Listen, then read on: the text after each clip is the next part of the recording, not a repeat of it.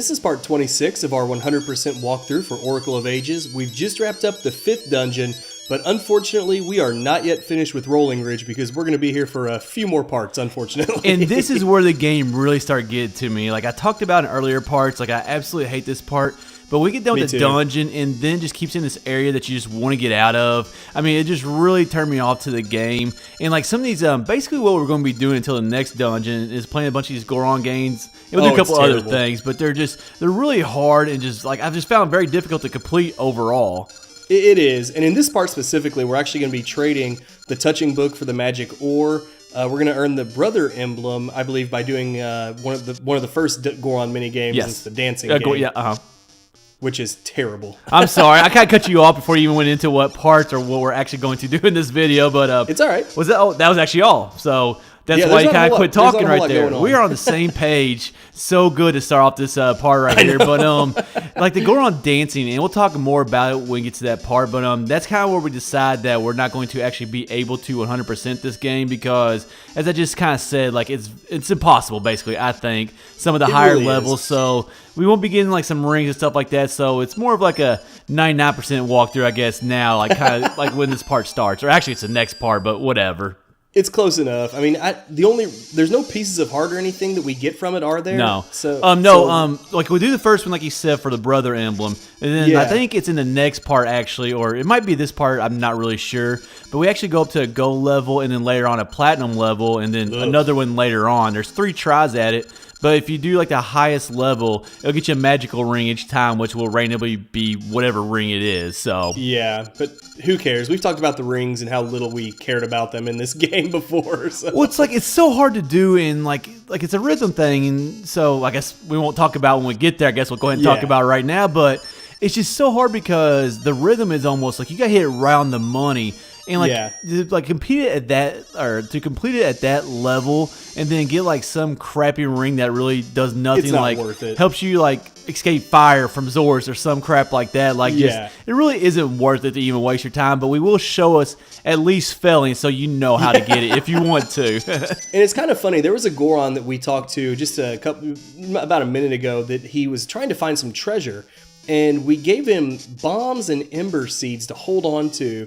And he said, okay, now I can keep looking for treasure. And I'm like, what in the world do bombs and ember seeds have to do with finding treasure? Well, you're supposed to blow stuff up. I mean, that's kind of cool, though. I mean, you got fire, and then you got bombs right there. So I guess he just wants to blow some things up, which you never know what treasure you're going to find when you do that. Or maybe that's just the logic I use right there. But I'm pretty sure we don't go back to him the entire game. So it's kind of just one of those things, I guess.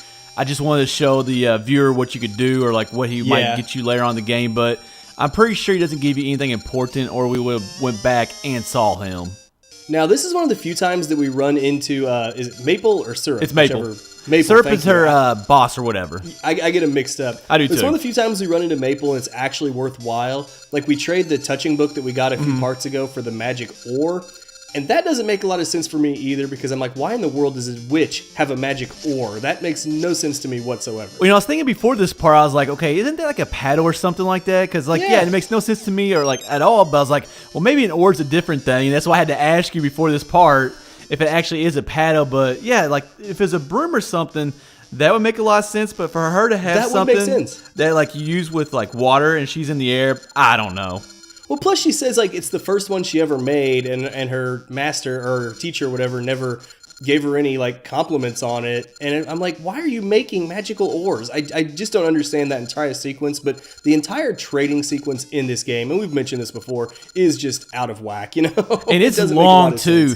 But like, I guess if you think about like some of the physics in Zelda don't always make the most sense. Very true. So maybe, I don't know, maybe a paddle actually helps you paddle through air and makes you fly faster. Knows? Maybe that's what she's on instead of a broom. Like with the physics we've seen before, it really wouldn't be that shocking. But like here's the first Goron dance we do.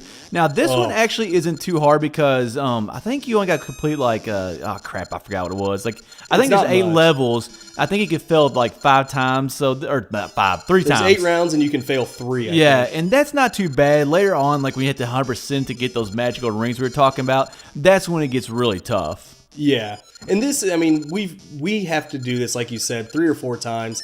It gets really darn annoying. And plus, here's the thing with me. It's like Goron's dancing, I'm like, I don't understand why they made that such a big part of this game, because the only thing I can think of is like all the way back in Ocarina of Time, like Darunia danced one of the first times we met him. But other than that, when do we ever remember Goron's dancing? It just doesn't make any sense to me that they made this such a big part of Rolling Ridge. Well, there's no way they have rhythm because look at their legs. They got no legs. They got no legs, Dan. So I don't know. Like, I'm kind of with you. Like, how in the world they can dance and have rhythm?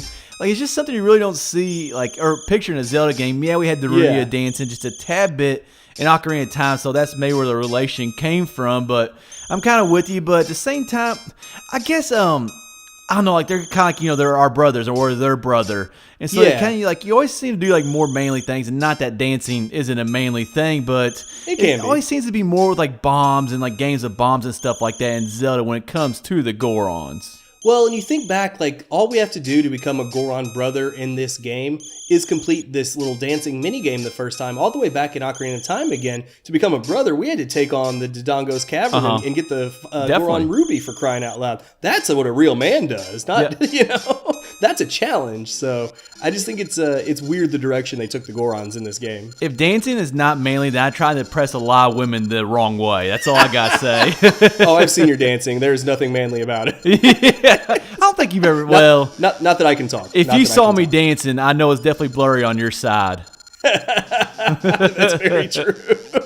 But I will say, like, for as much as we kind of rip on this whole dancing game, like, I do like the look of the Goron dance hall here. It's like the whole thing is just ringed with these, like, torches. Yeah. And I think that's at least a cool look. I'm trying to find any positives about this that I can, and that's honestly just about all I got. I'm sorry, Red. I got a little. You probably noticed right there. I was kind of being short with my sentences. I got a little bit distracted. Heard some loud noise downstairs, so I thought, oh crap, there's something with my daughter. But it seems like everything's okay, or at least nobody's screaming down there. So I think everything's okay. But I know it's really happening. You were checking out the thrown off a little game, bit right there, but you can kind of see right here's where we do the whole gold thing, and this is actually where you and there'll be a platinum level later on. I think it might be in the past or the present, whichever time period we're in right now. I don't even know which one we're in, but this is where you actually have to have on these higher levels. You actually have to have a perfect performance to get the prize, which is the ring. Which that's really what makes it impossible. If you could fail a couple times, it wouldn't be so bad. And we're just going to demonstrate, and we're going to fail miserably. Yeah, just like we said, it's tough, and we just wanted to show it to you. So I think we failed the first 3 times, and we're done. Well, but it is good to demonstrate, and you can kind of see what we're trying to do with it at least. But it's like you've said, it's almost an impossible mini game. It's not fun at all, and it's more infuriating than almost any other mini game that we've had in the entire franchise. Like I said, I just can't believe how like how you had to hit the beat like around the right moment. Like you would think it'd be more just like sequence. Like, okay, if you get this sequence right, then you're going to actually pass through this part. Yeah. But it's like you actually got to hit the rhythm in each one, and sometimes there's a longer pause, sometimes it's shorter, and just there's so many times like that I thought I had it that didn't. And like a lot of people have told me that if you actually don't look at the screen and kind of just listen to like the tones, this game becomes a lot easier. But I don't know. It doesn't seem that much easier to me if you did do that. So not looking at the screen is just not something we do. Well, okay, our play kind of looks like it sometimes. Sometimes the way we play it might look like we're actually not looking at the screen. No, that's a good point. Now this Goron kind of ticks us off. If you've listened to us long enough, how many times have we joked about the Goron in Majora's Mask that is stuck on a 1-foot tall ledge until we bring him a rock sirloin? It's like 10 feet, maybe 8. It's more than a foot, but yeah, it's not very high. I got you. It's not very high, but we've now met another Goron who is starving because apparently the Gorons don't feed the people who guard the entrances to certain areas. Well, that's their fault, though. They're like, I've been sitting here for the longest time guarding this door. Okay, you guys speak up a little bit, okay? Yeah. Like, this is not good business practices or workers' practices. Like, you got to get a union or something going in there to like deal with some of these issues. Like you have to have a lunch break. So I don't, they've got to get a union and a union agreement. You're right. They deserve a 30-minute lunch break and 2 15-minute breaks throughout the day. He makes it sound kind of the standard. He makes it sound like he's never eating at all. So. But it just cracks me up though, just that they brought back that particular aspect of one of the Gorons. It's like, and later on you'll see instead of a rock sirloin, we get a rock brisket. Yeah, we get a rock brisket. So it's funny that that's what they chose to bring back, considering how much we've we wasted so much time talking about the Goron Dancing and how much we hate it. Now I don't even know what to talk about, really, to be honest with you. It's basically just running around through Rolling Ridge is all we're doing. So that's all we're doing for the next 3 parts. Yeah, I know, in the next dungeon if you count that. But anyways, this will go ahead and wrap up part 26 of 100% walkthrough for Oracle of Ages.